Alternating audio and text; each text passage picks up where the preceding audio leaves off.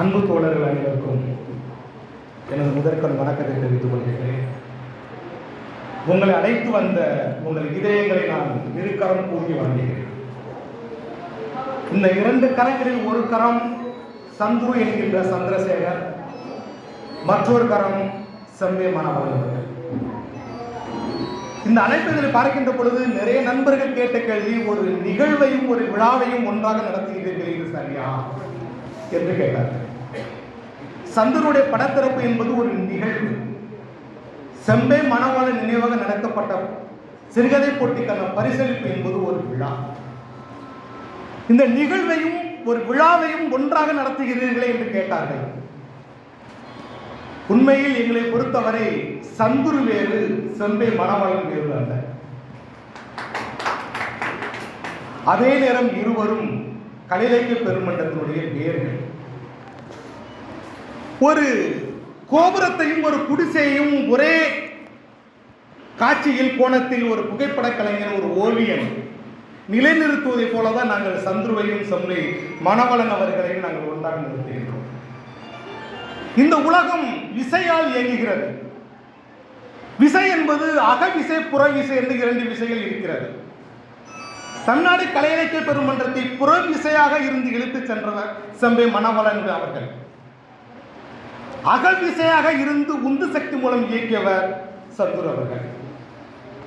இவர்கள் காலமானதன் பிறகு அவர்களை தற்காலப்படுத்த வேண்டும் என்கிற நோக்கத்தில் தான் இந்த இரண்டு நிகழ்வுகளையும் நாங்கள் நடத்தி கொண்டிருக்கின்றோம். அன்பு தோழர்களே, இந்த நிகழ்விற்கு சந்தனம் தோழர்கள் வருகை தந்து நீர் செஞ்சிரு புக் ஹவுஸ் என்கின்ற பெயர் ரொம்ப காலம் அதற்கு பொருள் புரியாமல் இருந்தது.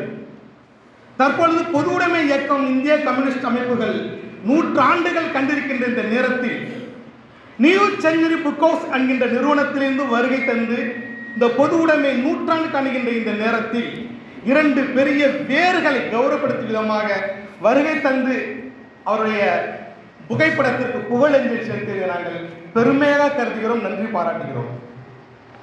இந்த பொது உடைமை சித்தாந்தத்தில் பல வேர்கள் இருக்கின்றன. அந்த வேர்களில் ஒரு வேர் கவிஞர் முத்துநிலவன் அவர்கள். அவருடைய வருகையையும் நாங்கள் இந்த தமிழ்நாடு கலை இலக்கிய பெருமன்றம் பெரிதும் மகிழ்கிறது. புதுக்கோட்டை தமிழ் சங்கத்தினுடைய தலைவர் மைக்குக்கு முன்னாடி எப்படி நிற்க வேண்டும், எப்படி அழைக்க வேண்டும், எப்படி பேச வேண்டும், எப்படி வழியனுப்ப வைக்க வேண்டும், ஒரு சிறுகதைக்கு தொடக்கம், நடுப்பகுதி, முடிவு பகுதி, வாசகனுக்கு கொடுக்க வேண்டிய சொல்லாத சில செய்திகள் இருப்பதை போன்று ஒரு விழா நடத்துகின்ற தமிழ்ச்செம்மல் தங்கமூர்த்தி அவருடைய வருகை என்பது எதிர்பாராத ஒரு பெரும் மழை ஊத்ததாக இருக்கிறது. அவருக்கு இந்த தேதியில் வேறொரு நிகழ்வு இருந்ததாகத்தான் அவர் சொன்னார். என்னிடம் அவர் பொய் சொல்ல மாட்டார். இந்த நிகழ்விற்கு வருகை தந்திருக்கிறார் என்றால் அந்த நிகழ்வை அவர் ஒத்தி வைத்து விட்டு அல்லது மறுத்துவிட்டு வந்திருக்கலாமோ என்று நான் நினைக்கின்றேன். அந்த வகையில் அவருடைய இதயத்திற்கும் எனது வணக்கங்கள். செம்பே மணவாளன் அவருடைய நினைவாக இந்த சிறுகதை போட்டு நடத்தியிருக்கின்றோம். செம்பே மணவாளன் எனக்கு தெரிந்ததை விட உங்களுக்கு நன்றாக தெரியும். கடந்த காலத்தில், இறுதி காலத்தில் அவரோடு நெருக்கமாக இருந்தவர்கள் அழகுதாசன் என்கின்ற கவிஞர், பீர் முகமது, வெங்கடேஷ் போன்ற பழைய போன்ற ஆசிரியர் பெருமக்களை எல்லாம் அவருடைய இறுதி நிகழ்வில் கண்ணீரஞ்சில் புகழஞ்சில் எங்களால் செலுத்து வைக்க முடியவில்லை. அந்த வகையில் அவர்கள் இந்த நேரத்தில் நான் நினைவு கூறுகிறேன். செம்பே மணவாளனை எல்லோரும் கலை இலக்கிய பெருமன்றத்தினுடைய மேனாள் மாவட்ட செயலாளர் தலைவராக பார்ப்பார்கள். நிச்சயமாக எனக்கு அப்படி பார்க்க தெரியாது. அவர் ஒரு எழுத்தாளர், நிறைய படித்தவர் இல்லை. ஆனால் அவர் படித்ததை விடவும் கூடுதலாக எழுதியிருக்கிறார். ஆகவே என்னுடைய முதல் சிறுகதை தொகுப்பு வெளியீட்டு விழாவில் சிறப்பு விருந்தினராக செம்பே மணவாளன் அவர்களை நான் அழைத்தேன். அவர் கலை இலக்கிய பெருமன்றத்தை அவ்வளவாக என்னை பேச மாட்டேங்கிறார்கள், நினைவு கூற மாட்டார்கள் என்று அடிக்கடி சொல்லிக் கொண்டே இருப்பார். அந்த குறையை போக்குவதற்காக என்னுடைய குரலி என்கின்ற சிறுகதை தொகுப்பை செம்பே மணவாளன் அவர்களுக்கு நான் சமர்ப்பணம் செய்தேன். செம்பே மணவாளன் அடிக்கடி நான் சொல்கின்ற விஷயம், புதுக்கோட்டையில் கலை கோட்டையாக, இலக்கிய கோட்டையாக இருந்தாலும் சிறுகதை அவ்வளவாக எழுதப்படாமல் இருக்கிறது. சிறுகதை போட்டி நடத்த வேண்டும், அதுவும் புதுக்கோட்டை எழுத்தாளர்கள் கல்லூரி மாணவர்களை எழுத வைக்க வேண்டும் என்கின்ற அடிப்படையிலேயே அவருடன் பேசிக் கொண்டு இருப்பேன். அவரும் அதை ஏற்றுக்கொண்டே இருப்பார். ஆனால் எனது அந்த சிந்தனையும் அவருடைய இயக்கமும் இணைந்து அவருடைய நினைவாக இந்த சிறுகதை போட்டிகளை நாங்கள் நடத்தியிருக்கின்றோம். இந்த சிறுகதை போட்டியுடைய மொத்த பரிசுகளையும் நான் பெற்றுக்கொள்கிறேன் என்று அவருடைய புதல்வர் எழுத்தாளர் செம்பை முருகானந்தம் அவர்கள் ஏற்றுக்கொண்டிருக்கிறார். அந்த வகையில் அவருக்கு தமிழ்நாடு கலை இலக்கிய பெருமன்றம் புதுக்கோட்டை மாவட்ட குழுவின் சார்பாக அவருக்கும் அவருடைய குடும்பத்தாருக்கும் எனது வாழ்த்துக்களையும் அன்புகளையும் தெரிவித்துக் கொள்கின்றோம். இன்னொரு அவர் ஒரே ஒரு வேண்டுகோள் மட்டும் வைத்தார். புதுக்கோட்டை அளவிற்கு இந்த சிறுகதையை சுருக்கிவிட வேண்டாம், இது மாநில அளவிலான உலகளாவிலான ஒரு சிறுகதை போட்டியாக நடத்துங்க என்று சொன்னார். எனக்கு கொஞ்சம் சங்கட்டமாக இருந்தது. உலகளாவிய அல்லது தமிழ்நாட்டு அளவில் ஒரு சிறுகதை போட்டி நடத்தி அதில் ஒருவர் கூட புதுக்கோட்டையிலிருந்து வரவில்லை என்றால், இங்க பாருங்கள், எங்க மாவட்டத்தில் சிறுகதை எழுத்தாளர்களே இல்லை என்று இந்த உலகத்திற்கு பறைசாற்று சொல்விதமாக அமைந்து விடுமோ என்கின்ற பயம் எனக்கு இருந்த போதிலும் அந்த விதிமுறைக்கு உட்பட்டு தான் அந்த சிறுகதை போட்டியை நடத்தினோம். பாலச்சந்தர், சோழச்சி, தோராக சுவாமிநாதன், சிவானந்தம், கோவில் குணா, மூட்டாம்பட்டி ராசு இவர்களெல்லாம் சேர்ந்துதான் அந்த சிறுகதை போட்டியை வடிவமைத்தார்கள். எனக்கு பாலச்சந்தர் மேல கோபமாக வரும். யார் யார் எத்தனை சிறுகதை வந்திருக்கிறது கேட்ட எண்ணிக்கை சொல்லுவார். யார் யாரெல்லாம் அனுப்பியிருக்கிறார்கள் கேட்ட சொல்ல மாட்டார். அவர் மாவட்ட செயலாளர், மாவட்ட தலைவர். ஒரு படத்தில் வடிவில் அடித்து கேட்டாலும் சொல்லாதுன்னு சொல்வதை போல சொல்லவே மாட்டார். கிட்டத்தட்ட ஒரு 200 சிறுகதைகள் வந்தன. 200 சிறுகதைகளையும் நடுவர்களை 6 நடுவர்களை வைத்து படிக்க வைத்து 200லிருந்து 100, 100லிருந்து 50, 50லிருந்து 25, 20, 10, 6 என்று வடிகட்டி கடைசியில் முடிவை அறிவிக்கின்ற பொழுதுதான் நாங்கள் பெயர் பட்டியலை பார்த்தோம். எனக்கு அப்பொழுதும் உயிர் வந்தது.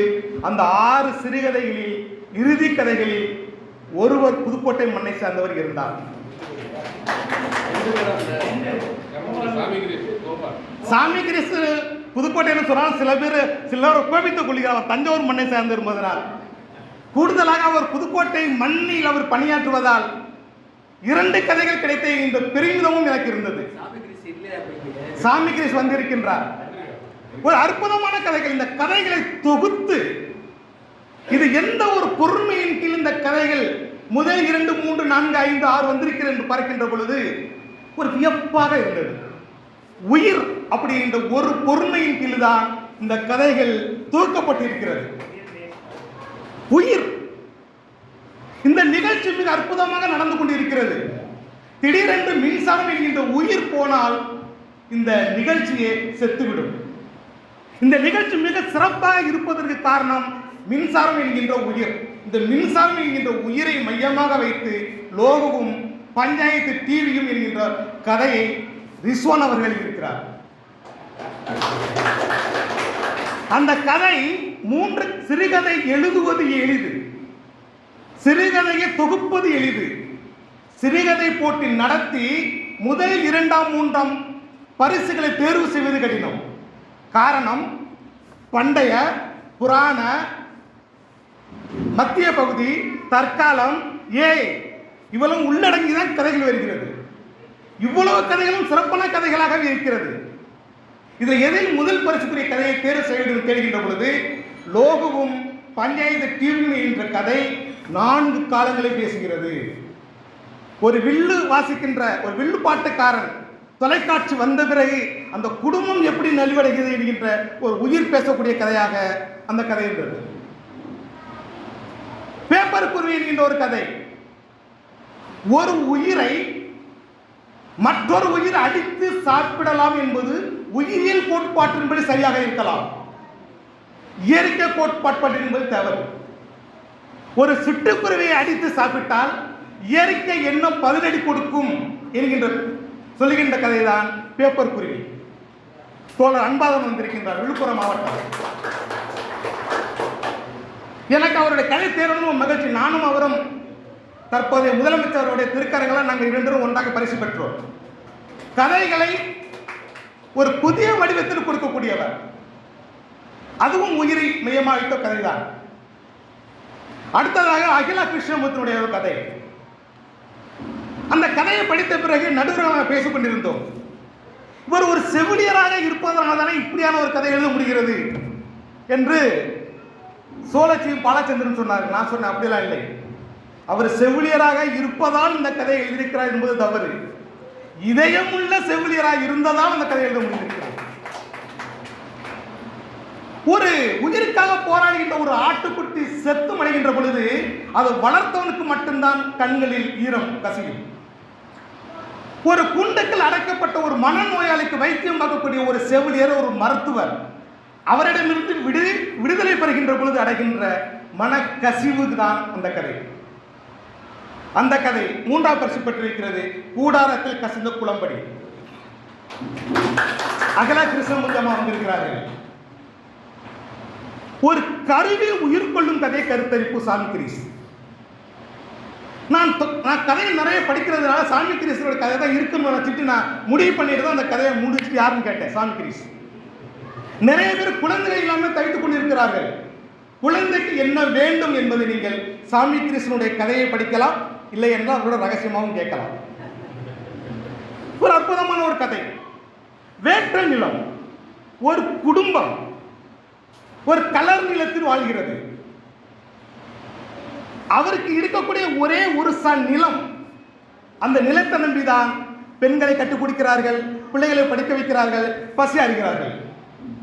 அந்த நிலம் கையை விட்டு போன பிறகு, அடமானத்திற்கு போன பிறகு அந்த நிலத்தை எப்படி மீட்டெடுப்பது என்று போராடுகின்ற ஒரு கதை தான் வேற்ற நிலம். நண்பர்களே, இந்த 6 பரிசுகள், இந்த பரிசுகள் யாராருக்கு உதவும் என்பது எனக்கு தெரியவில்லை. ஆனால் வேற்ற நிலம் எழுதிய சா மோகன் பெறுகின்ற பரிசு, அந்த வேற்ற நிலத்துடைய கதாநாயகருக்கு அந்த பரிசு போய் சேரும் என்று நான் நினைக்கின்றேன். ஒரு அற்புதமான ஒரு முடிவு. நான் அசந்து போயிட்டேன். அவர் வைக்கிறார், இந்த நிலத்தை விடிந்த பிறகு மீட்டுவிட வேண்டும். விடிவது அந்த இருட்டுவதற்குள் மீட்கவில்லை என்றால் நிலம் அவருக்கு சொந்தமாகிவிடும். அப்பொழுது ஒரு முடிவு எழுதுகிறார். 2 முடிவு எழுதுகிறார். ஒரு முடிவு, இந்த கதையை வாசிக்கின்ற நீங்கள் யாராவது ஒருவர் பண உதவி செய்தால் அந்த நிலம் மீட்கப்படும். 2வது முடிவு, இந்த பொழுது இருட்ட வேண்டும், இருட்டி விடியாமல் போக வேண்டும். ஒரு முடிவை வாசகனிடம் 2 விதமாக கொடுத்து இந்த வேற்று நிலத்தை அவர் பதிவு செய்திருக்கிறார். ஒரு முக்கியமான கதை. நோட்டு. நான் ஒரு 100 கதைகள் 120 கதைகள் எழுதியிருக்கிறேன். ஒரு மென்முன்னுரை பேசக்கூடிய ஒரு அற்புதமான கதை பாஸ்கோ கோபால். நோட்டு. எல்லோருக்கும் ஒரு வைத்தியர்கள், மருத்துவர்கள் நோயாளிகளுக்கு ஒரு நோட்டு போட்டு கொடுக்கிறார்கள். எனக்கும் கூட ஒரு நோட்டு உண்டு. வயசு குறைவாக இருந்தாலும் நான் ஒரு நோட்டு வைத்திருக்கிறேன். இந்த நோட்டை எனது துணைவியார் ஒரு காலமும் திறந்து பார்த்ததில்லை. என் பையனும் பாப்பாவும் இது ஏதோ தொடக்கூடாத பொருள் என்று நகைத்து தான் வைப்பார்கள். ஆனால் அந்த நோட்டை எனது பக்கத்து வீட்டு குடும்பத்தார்கள், எனது வயது ஒத்தவர்கள் அந்த நோட்டுக்குள் என்ன எழுதியிருக்கிறது என்பதை கண்டுபிடிப்பதற்கு பேராக கொண்டிருக்கிறார்கள். அப்படியான ஒரு நோட்டு ஒரு மாணவன் மூலமாக இன்னொரு மாணவனுக்கு போகின்ற பொழுது அந்த மாணவன் அடைகின்ற மன உளைச்சல் தான் நோட்டு. எனக்கு புதுக்கோட்டையில் இப்படி ஒரு எழுத்தா, இப்படி ஒரு கதையா, அது முதல் கதையில் இருக்கிற மனுஷன் பாஸ்கர் கோபால் வந்திருக்கிறார். இப்படியான உயிர் என்கின்ற பொறுமையின் கீழ் அடுக்கப்பட்டிருக்கின்ற இந்த சிறுகதையை நடுவராக தேர்வு செய்து கொடுத்தவர்கள் சத்தியம் வாங்கி கொண்டார். தயவு செய்து எங்களுடைய பெயரை சொல்லக்கூடாது, எங்கேயுமே சொல்லக்கூடாது. ஏன்னா உயிருக்கு ஆபத்தான சூழல்லாம் நிகழ்கிறது. நடுவர்களை நாங்கள் சொல்லாமல் இந்த சிறுகதை போட்டிக்கு கலந்து கொண்ட அனைவருக்கும் நாங்கள் எங்களுடைய அமைப்பு சார்பாக நன்றிகளை தெரிவித்துக் கொண்டு, இந்த பரிசளிப்பு விழாவிற்கு வருகை தந்திருக்கக்கூடிய ஆரம் அவர்கள் தமிழ்நாடு கலை இலக்கிய பெருமன்றத்தினுடைய மாநில பொதுச் செயலாளர். நீங்கள் நம்பாமல் இருக்கலாம், அது உங்களுடைய அறிதல் புரிதல் சார்ந்தது. தற்காலத்தில் மிக அதிகமான சிறுகதைகள் வாசித்த பெருமை அவரை சார். கீராவின் நூற்றாண்டை முன்னிட்டு கீரானுடைய எல்லா படைப்புகள், தமிழ் ஒலி நூற்றாண்டை முன்னிட்டு அவருடைய எல்லா படைப்புகள், அழகிரிசாமியுடைய நூற்றாண்டை முன்னிட்டு அவருடைய எல்லா கதைகள், புதுமை பித்தன் நூற்றாண்டை முன்னிட்டு அவருடைய எல்லா கதைகள். அதை விடவும் மகிழ்ச்சியான சந்தோஷமான விஷயம் என்னவென்றால் என்னுடைய 100 கதைகளையும் படித்து அணிந்திருக்கிறேன். எல்லா சிறுகதைகளும் இவருக்கு தெரியும் என்பதை விடவும் சிறுகதைகளுக்கு இவரை தெரியும் என்பதுதான் பெருமை. அவர் வந்த அவருடைய திருக்கரங்களை தனுஷ்கோடி ராமசாமி என்ற மக்கள் எழுத்தாளனுடைய புதல்வர், அவருடைய திருக்கரங்களால் நீங்கள் பரிசு பெற இருக்கின்றீர்கள்.